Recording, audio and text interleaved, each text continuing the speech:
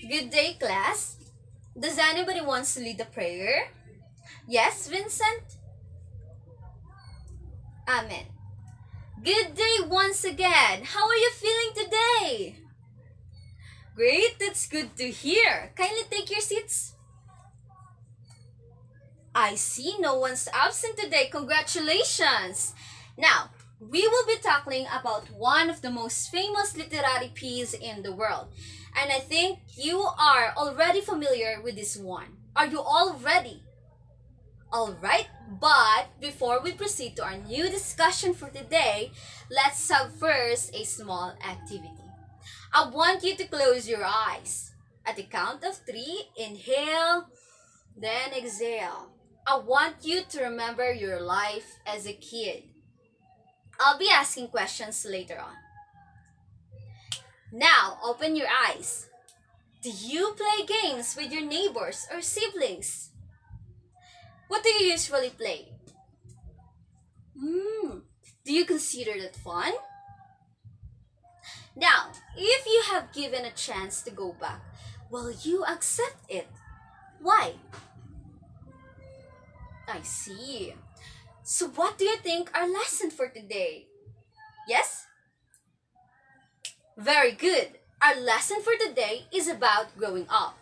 We will be tackling this literary piece entitled The Little Prince. Are you familiar with it? Great, then let's meet first the author. The author of this book is Antoine de Saint-Exupery. Here is a timeline chart of the events that happened in the life of the author. On June 29, 1900s, he was born in Lyon, France. He became a pilot in 1926. He married Consuelo in year 1933. He got into a plane crash and landed in Sahara Desert in year 1935. He wrote The Little Prince in New York City in year 1940, and he went missing during one flying mission and assumed to be dead on July 31st, year 1944.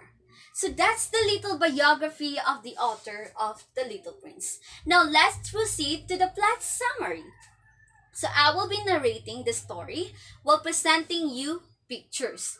So I want your full attention and take note the essential events that happen in the story. Am I clear? Alright, let's start.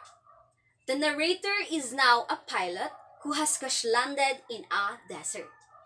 He meets a little boy who asks him for a drawing of a ship, and the narrator obliges.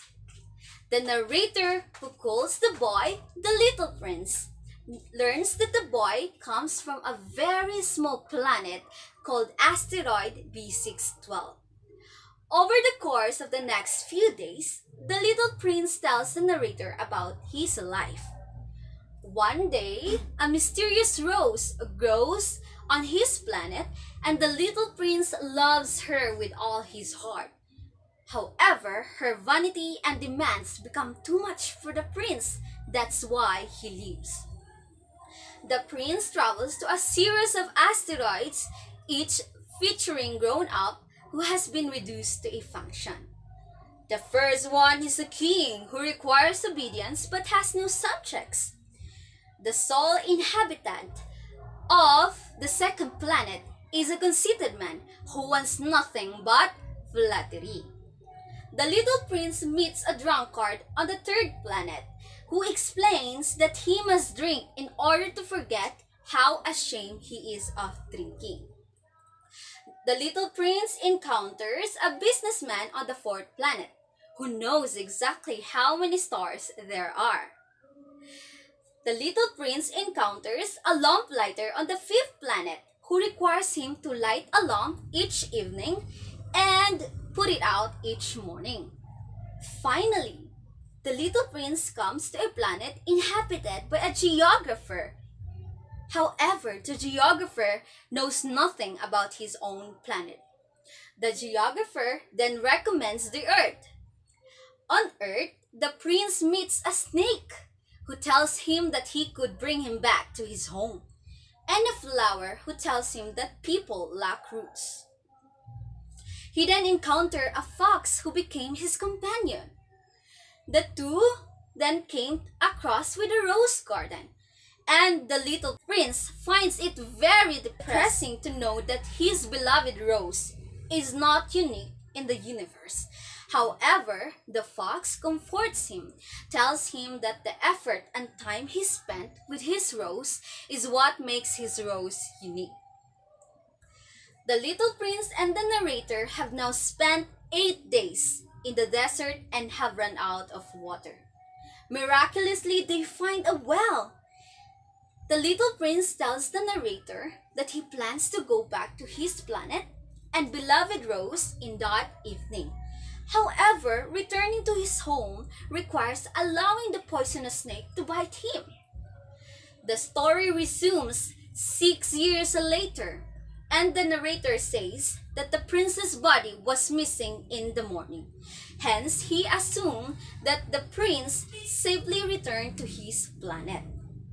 The story ends up by imploring the reader to contact him if they ever spot the little prince. So that's the plot summary. Do you like it? Okay, class. Many critics drew parallels between the characters and events of The Little Prince to the life of its author.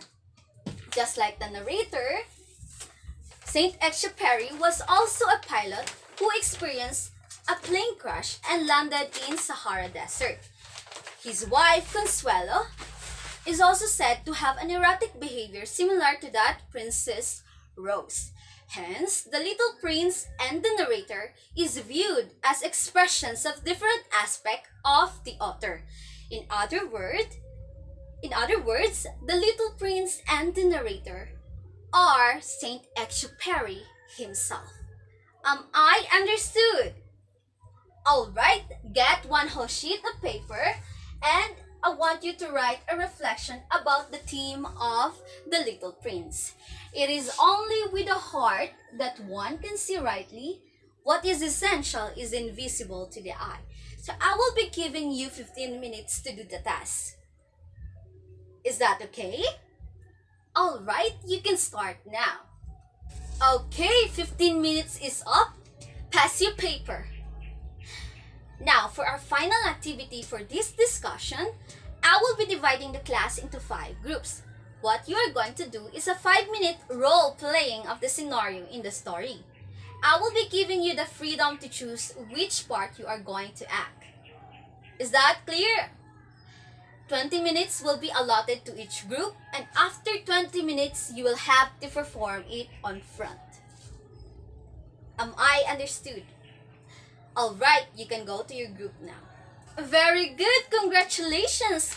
Give yourselves a round of applause. Now, before we end our class today, let me assign you your assignment.